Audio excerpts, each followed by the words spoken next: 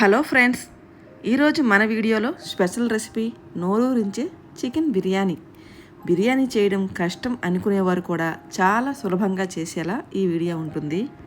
బయట రెస్టారెంట్లలో దొరికే అదే అరోమా, అదే టేస్ట్తో ఇంట్లోనే బిర్యానీ ఎలా వండాలో ఈవేళ నేర్చుకుందాం. ఒక్కసారి ఇలా చేసి పెట్టారంటే మీ ఫ్యామిలీ మెంబర్స్ ఖచ్చితంగా ఫిదా అయిపోతారు. మొదటిసారి చేసేవారు కూడా పెర్ఫెక్ట్గా చేసేలా అన్ని టిప్స్ ఇందులో ఉన్నాయి. వీడియోను ఎక్కడా స్కిప్ చేయకుండా చివరి వరకు చూడండి. ముందుగా అయితే బిర్యానీ కోసం బ్రౌన్ ఆనియన్స్ కావాలండి. ఆనియన్స్ని నిలువుగా కట్ చేసి ఇలా బ్రౌన్గా వేయించుకోవాలి. ఈ బ్రౌన్ ఆనియన్స్ బిర్యానీకి ఒక స్పెషల్ టేస్ట్ని, స్పెషల్ అరోమాని తీసుకొస్తాయి.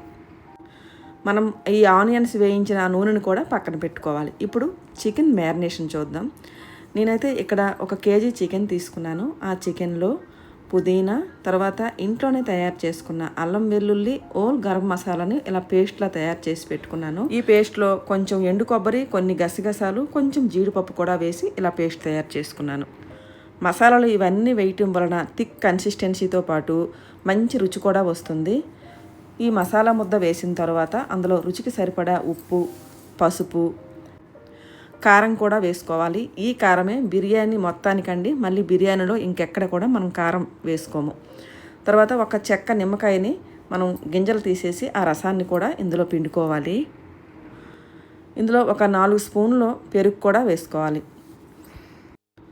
తర్వాత ముందుగా ఆనియన్స్ వేయించి పెట్టుకున్నాం కదా, బ్రౌన్ ఆనియన్స్, మిగిలిన ఆ నూనెను కూడా ఇందులో వేసుకోవాలి. ఆ నూనె మంచి సువాసనతో, ఆ ఉల్లిపాయలు వేయించుతాం కదా, ఆ వాసనతో ఉంటుంది. చాలా మంచి ఫ్లేవర్ ఇస్తుంది బిర్యానీకి. ఇక అన్నీ కలిసేటట్టు కలిపి పెట్టుకోవాలి. ఇలాగా కలిపిన తర్వాత ఇది ఇలా ఒక అర్ధగంట సేపు పక్కన పెట్టుకోవాలన్నమాట. మొత్తం మ్యారినేట్ అవుతుంది, బాగుంటుంది.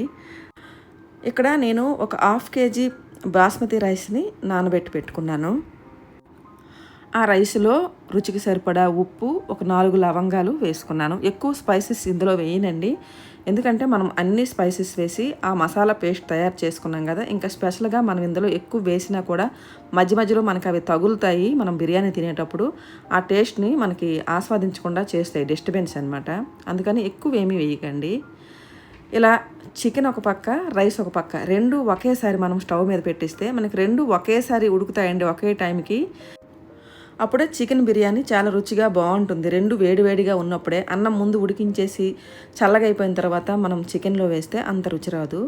ఇప్పుడు అన్నాన్ని ఒక 85% ఉడికిన తర్వాత మనం ఒక జాలి గిన్నెలో వేసుకొని వడగట్టుకోవాలి. ఇప్పుడు ఇటు సైడ్ చూసారా, చికెన్ కూడా మనకి మొత్తానికి ఉడికిపోయింది. ఉడికిపోయిన చికెన్లో కొంచెం బ్రౌన్ ఆనియన్స్, కొంచెం పుదీనా అలా వేసి తర్వాత పైన ఒక లేయర్ లాగా అన్నాన్ని అయితే వేసుకోవాలి. అలా అన్నం పైన మళ్ళీ కొంచెం పుదీనా, కొంచెం కొత్తిమీర, కొంచెం బ్రౌన్ ఆనియన్స్ వేసి మళ్ళీ ఇంకొక లేయర్ లాగా మళ్ళీ అన్నాన్ని వేసుకోవాలి. ఒకటి గుర్తుపెట్టుకోండి, అన్నం మరీ గట్టిగా ఉన్నప్పుడు దించేకండి. అసలు మరీ అంత గట్టిగా ఉన్నా కూడా తినలేము, అది అరగదు కూడా. అలాగని చెప్పేసి మరీ మెత్తగా అయిపోయినా బాగోదు. 85% 90% వరకు మనకు ఉడికిపోయిన తర్వాతనే మనం వడగట్టాలండి. మనకి అంతా అయిన తర్వాత ఈ ప్రాసెస్లో ఉడికేది ఎక్కువ ఉండదన్నమాట. అందుకని ఇక్కడ మనకు 90% వరకు, 85% 90% వరకు ఉడికిపోవాలి అన్నము. ఉన్న 10% ఇక్కడ మనకు ఉడుకుతుందనమాట. ఇక అన్ని లేయర్స్ వేసిన తర్వాత అన్నాన్ని పైన కూడా కొంచెం కొత్తిమీర, పుదీనా, బ్రౌన్ ఆనియన్స్ వేసి 1 స్పూను నెయ్యిని ఇలాగా మనం స్ప్రింకిల్ చేస్తూ వేయాలి. మరి ఎక్కువ నెయ్యి వేసేసినా సరే మనకి బిర్యానీ ఫ్లేవర్ని ఈ నెయ్యి ఫ్లేవరు డామినేట్ చేస్తుంది. అలా కాకుండా 1 స్పూన్ మాత్రమే వేసుకోవాలి నెయ్యిని. ఇలా అంతా నెయ్యి వేసిన తర్వాత 5 నిమిషాలు మూత పెట్టుకొని ఉడికించుకోవాలి. ఇప్పుడు మనం ఎలా చూడాలంటే బిర్యానీ అయిందా లేదనేది, ఒక గరిటని అలా మధ్యలో పెడితే మనకి ఇంకా ఆ గరిటకి 1 అన్నం మెతుకు కూడా అంటుకోదనమాట. ఇప్పుడు మనకి బిర్యానీ అయిపోయిందని లెక్కే. ఇప్పుడు స్టవ్ ఆఫ్ చేసేయాలి. నేనైతే ఈరోజు ఆ బిర్యానీ కాంబినేషన్గా గోంగూర చికెన్ చేశానండి. అసలు ఈ గోంగూర చికెన్తో బిర్యానీ అద్భుతంగా ఉందండి. ఇదండి ఇవాల్టి స్పెషల్ చికెన్ బిర్యానీ రెసిపీ. ఈ పద్ధతిలో చేస్తే బిర్యానీ పెర్ఫెక్ట్గా వస్తుంది. ఈ వీడియో మీకు నచ్చిందనే అనుకుంటున్నాను. ఒకవేళ నచ్చితే మన ఛానల్కి సపోర్ట్ చేయండి. మళ్ళీ వచ్చే వీడియోలో మరొక మంచి టాపిక్తో కలుద్దాం. అంతవరకు సెలవు. నమస్తే.